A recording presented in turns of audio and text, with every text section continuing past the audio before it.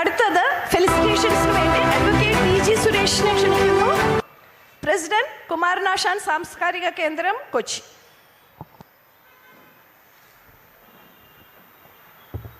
അധ്യക്ഷൻ മദൻ സാറ്, ഇന്ന് ഉദ്ഘാടനം നിർവഹിച്ച അഡ്വക്കേറ്റ് അശ്വന്ത് ഷേണായി,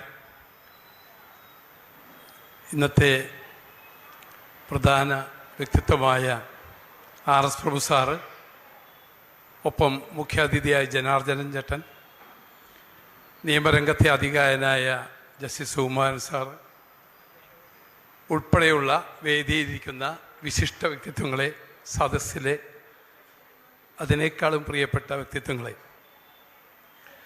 ഞാൻ RS പ്രഭു സാറിനെ കുറിച്ച് ആദ്യം കേൾക്കുന്നത് 1ാം ക്ലാസ് 2ാം ക്ലാസ് കാലഘട്ടത്തിലാണ്. കാരണം എന്താണെന്ന് വെച്ചാൽ ഞാൻ ചെറായിലാണ് ജനിച്ചത്. അപ്പോൾ ചെറിയ കുട്ടിയായിരിക്കുമ്പോഴോ എൻ്റെ ചേട്ടന്മാരെന്നെ സിനിമ കൊണ്ടുപോകുമ്പോൾ നമ്മുടെ അയ്യൽപക്കത്തുള്ള പറവൂരിൽ താമസിച്ചിരുന്ന RS പ്രഭു സാറിൻ്റെ കഥ പറയും. അപ്പോൾ ആ കാലഘട്ടത്തിൽ, ഞാൻ ജനിച്ച ഈ ചെറിയ കുട്ടിയായിരുന്ന കാലഘട്ടത്തിൽ RS പ്രഭു സാറിനെ കുറിച്ച് കേട്ടാണ് നാം വളർന്നത്. അന്നേ അദ്ദേഹത്തെ കാണാനുള്ള ആഗ്രഹം. പക്ഷെ ഇപ്പോഴാണ് എനിക്ക് തോന്നുന്നു അദ്ദേഹം ചെന്നൈയിലായിരുന്നു വർഷങ്ങളോളം. അതുകൊണ്ട് ആ കാലയളവിൽ, ഞങ്ങൾ ആഗ്രഹിച്ച കാലയളവിൽ അദ്ദേഹം തിരക്കുള്ള മനുഷ്യനായിരുന്നു. അദ്ദേഹം നീലക്കുയിലും ഭാർഗവി നിലയത്തിലെല്ലാം പ്രൊഡക്ഷൻ ഇൻചാർജായി തുടങ്ങി. അങ്ങ് രാജമല്ലിയിൽ സംവിധായകനായി, അഭിജാത്യം തുടങ്ങി ആ വെച്ചുള്ള ഒരുപാട് ചിത്രങ്ങൾ, ആ വെച്ചാണ് കൂടുതൽ ചിത്രങ്ങൾ. അദ്ദേഹം അവസാനിപ്പിച്ചത് ഭീഷ്മാചാര്യയിലാണെങ്കിലും അദ്ദേഹം നിർമ്മിച്ച ചിത്രങ്ങൾ കൂടുതലും അഭിമാനം തോന്നുന്ന ചിത്രങ്ങളാണ്. അതിലൊരു സിനിമ അഭിമാനം എന്ന് തന്നെയാണ് പേര്. അപ്പോൾ സ്നേഹത്തിൻ്റെ കഥ പറയുന്ന, കുടുംബബന്ധത്തിൻ്റെ കഥ പറയുന്ന, കുടുംബബന്ധങ്ങൾ ഇത്രയധികം സമൂഹത്തിൽ ഊഷ്മളമാക്കാൻ സഹായിച്ച സിനിമകളായിരുന്നു അദ്ദേഹത്തിൻ്റെ സിനിമകൾ. അദ്ദേഹത്തിൻ്റെ സിനിമകൾ ചെറുപ്പം മുതൽ കാണുമ്പോൾ നമുക്ക് കുടുംബജീവിതത്തിൽ പരസ്പരം സ്നേഹിക്കാനുള്ള ഒരു ഒരു ഒരു പ്രചോദനം കിട്ടുമായിരുന്നു, ഒരു മോട്ടിവേഷൻ നമുക്ക് ലഭിക്കുമായിരുന്നു.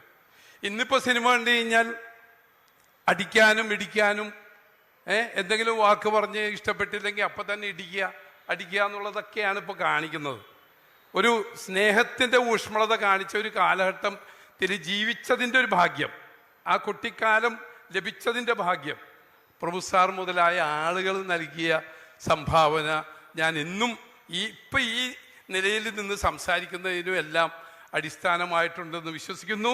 പ്രഭു സാറിനെ കാണാൻ കഴിഞ്ഞതിൽ വലിയൊരു അഭിമാനവും എനിക്ക് തോന്നുന്നു. അതുപോലെ ജനാർദ്ദനൻ ചേട്ടനെ കാണണമെന്ന് ആഗ്രഹിക്കാൻ കാരണം പലതാണ്.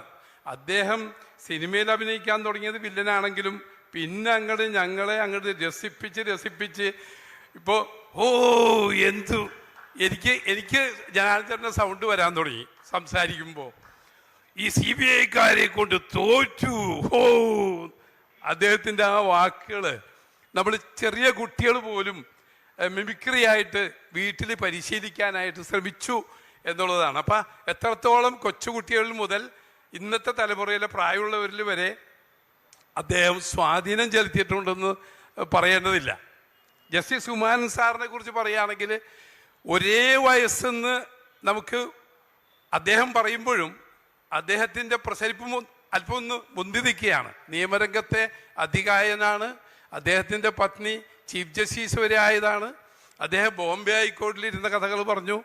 ഞാനും അദ്ദേഹത്തിൻ്റെ ഒപ്പം ജോലി എടുത്തിട്ടുള്ള ആൾ, ഹൈക്കോടതിയിൽ അദ്ദേഹത്തിൻ്റെയോടൊപ്പം വർക്ക് ചെയ്യാൻ കഴിഞ്ഞ ആളെന്നുള്ള ഒരു ഭാഗ്യം എനിക്കുണ്ട്. അപ്പം ഈ വേദി വളരെ മഹത്വ വ്യക്തികളുടെ വേദിയിൽ ഇങ്ങനെ വരാനും ഇരിക്കാനും കഴിഞ്ഞത് തന്നെ ഒരു ഭയങ്കര ഭാഗ്യമായി തന്നെ കാണുന്നു. എല്ലാ ആശംസകളും പ്രഭു സാർ നേരുന്നു. നേരത്തെ ഒരു തിരുത്ത് ഞാൻ പറയുന്നു, 120 പറഞ്ഞത്. അപ്പോൾ ഇന്ന് പത്രം വായിച്ചപ്പോൾ 128 വയസ്സിലാണ് മനുഷ്യായുസ്.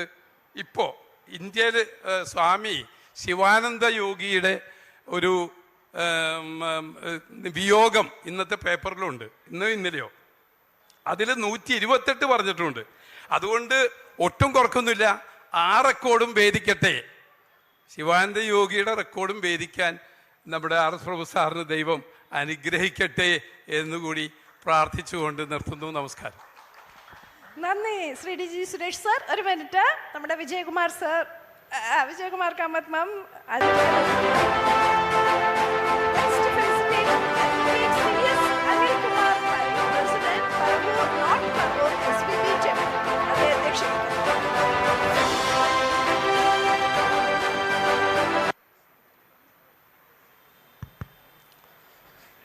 ആദ്യമായി ഈ ഒരു